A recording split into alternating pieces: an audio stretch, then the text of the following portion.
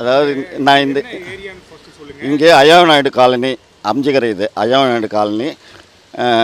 இது வந்து அரும்பாக்கம் ஈபியை பொறுத்தவரையிலையும் அரும்பாக்கம் டிவிஷனில் வரும். அரும்பாக்கம் டிவிஷனில் இந்த ஈபி பாக்ஸ் வந்து ஏற்கனவே சிதிலம் அடைஞ்சு போயிடுச்சு. கீழெல்லாம் துரியேறி சாயிற கண்டிஷனில் தான் இருக்குது. இது ஒரு வருஷம் ஆயிடுச்சு. நாங்கள் கம்ப்ளைண்ட் கொடுத்து மாற்ற சொன்னோம். வந்து அவங்க ஃபோட்டோலாம் எடுத்தாங்க. ஃபோட்டோ நாங்கள் எடுத்து அனுப்பிச்சு எடுத்துமே கொடுத்தோம். அதெல்லாம் பார்த்தாங்க. அப்போ நேரடியாக அது சி லெவல் வரலையும் கொடுத்துருந்தோம். இங்கெல்லாம் வர வேணாம், நீங்கள் ஏஐ லெவல்லே பார்க்கலாம் அப்படின்னாங்க. ஏஐ லெவலில் போய் பார்க்கும்போது அவங்க நேரடியாக வந்து பாலகிருஷ்ணன்றவர் வந்து நேரடியாக வந்து பார்த்தாரு. ஏடி பார்த்துட்டு இது உடனடியாக நாங்கள் வந்து எழுதி அனுப்புகிறோம் அப்படின்னாங்க. அங்கே அம்பத்தூரில் வந்து ஸ்டாக் இல்லை, அம்பத்தூரில் வந்து இது கொஞ்சம் பெரிய பெட்டி, அதனால் நாங்கள் ஆர்டர் போட்டுக்கிறோன்னு போன வருஷமே சொன்னது. அதுக்கப்புறம் பல வாட்டி பல இதுவாக கேட்டு கடைசியில் எதுவுமே செய்யவே இல்லை. இன்றைக்கி வரலையும் கேட்டுட்டு தான் இருக்குது. நேராக போய் நாங்கள் எப்போ மாற்ற போகிறீங்க ஈபி பாக்ஸு, இது பெரிய பிரச்சனை ஆகிடுமே அப்படின்னா, இல்லைங்க வரலங்க வருவாங்க பார்ப்பாங்க, இப்படியே தள்ளிட்டாங்க. நாள் போயிடுச்சு.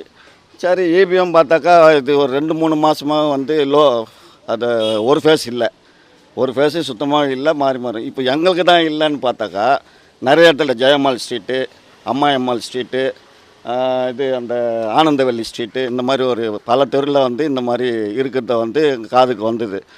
இது அந்த எலெக்ஷனுக்கு முன்னாடியே கூட இருந்தது. அதனால் கம்ப்ளைண்ட் பண்ணிட்டு இருந்தோம். இது இவ்வளோ தான்ன்ற மாதிரி. ஏன்னா ஆள் பற்றாக்குறை, ஆள் இல்லை. இங்கே இருக்க ஈபியில் வேலை செய்கிறவங்களை கேட்டால் நாங்கள் ஒருத்தர் 2 பேர் தான் இருக்கோம், ஆள் எடுக்கல. 5 பேர் இருந்தோம், ஒருத்தர் இறந்துட்டார், 2 பேர் ரிட்டையர் ஆகிட்டாங்க, ஆள் எடுக்கல. திருப்பி நாங்கள் என்ன பண்ணுறது, ஒருத்தர் 2 பேரை வச்சுன்னு கான்ட்ராக்ட் ஆளுங்களை வச்சுன்னு ஏதோ செஞ்சுட்டு இருக்கோம். நாங்கள் நிறைய வேலை இருக்கும்போது நாங்கள் எப்படி வந்து இதை ஈடுகட்டுறது எங்களால் பண்ண முடியல. நீங்கள் ஏஐகளை பேசுங்க. அவர் என்ன பண்ணுறாரு, எங்கே மறியல் பண்ணுறாங்களோ, எங்கே ஒரு சென்சிட்டிவாக இருக்கோ அந்த ஏரியாவுக்கு தான் முதல்ல அனுப்புகிறாங்க.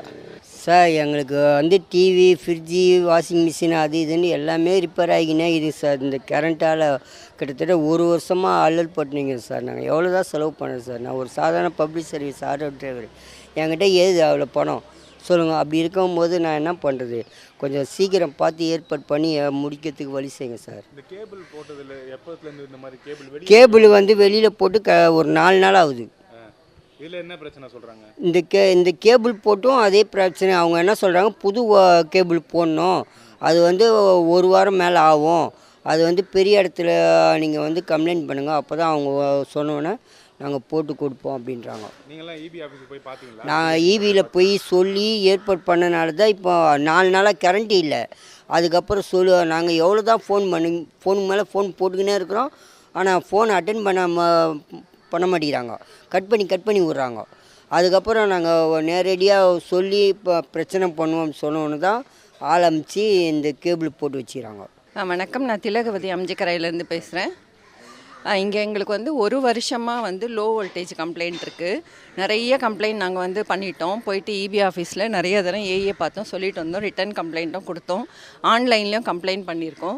வருவாங்க, அப்பப்போ ஏதோ ஒன்று டெம்பரரியாக பண்ணுவாங்க, போயிடுவாங்க. 2 நாளைக்கு ஒர்க் பண்ணோம், திருப்பியும் லோ வோல்டேஜ். அதனால் எனக்கு இந்த மாதம் 16,000 ரூபாய் பில்லு வந்திருக்கு. வீட்டில் மொத்தம் போயிடுச்சு. டிவி போயிடுச்சு, ஏசி போயிடுச்சு, ஃப்ரிட்ஜு போயிடுச்சு, எல்லாம் போயிடுச்சு. இப்போ 3 நாளைக்கு முன்னாடி 3 நாளாக கரண்ட் இல்லை, தண்ணி கிடையாது மோட்டருக்கு. இப்போ பாருங்கள், இப்போ டெம்பரரியாக கொடுத்துருக்காங்க. ஆனால் அங்கே பாருங்கள், ஒயரெல்லாம் வெளியில் தெரியுது. வண்டி வருது போகுது, அதை மிதிக்கிறாங்க எல்லாரும். யாருக்கானா வந்து ஷாக் அடிச்சதுன்னா, உயிர் போச்சுன்னா திருப்பி கொடுப்பாங்களா சொல்லுங்கள்? எவ்வளோ ரிஸ்க், எப்போ கரண்ட் போவோன்னே தெரியாமல் ஒரு டென்ஷன்லேயே வாழ்க்கையாக இருக்குங்க. தயவுசெய்து இதை வந்து மேலிடத்துல வந்து நாங்கள் சொல்கிறோம், நீங்கள் தயவுசெய்து மேலிடத்துக்கு கொண்டு போயிட்டு இதை ரெக்டிஃபை பண்ணி கொடுத்துங்க. எவ்வளோ சீக்கிரம் முடியுமோ அவ்வளோ சீக்கிரம்.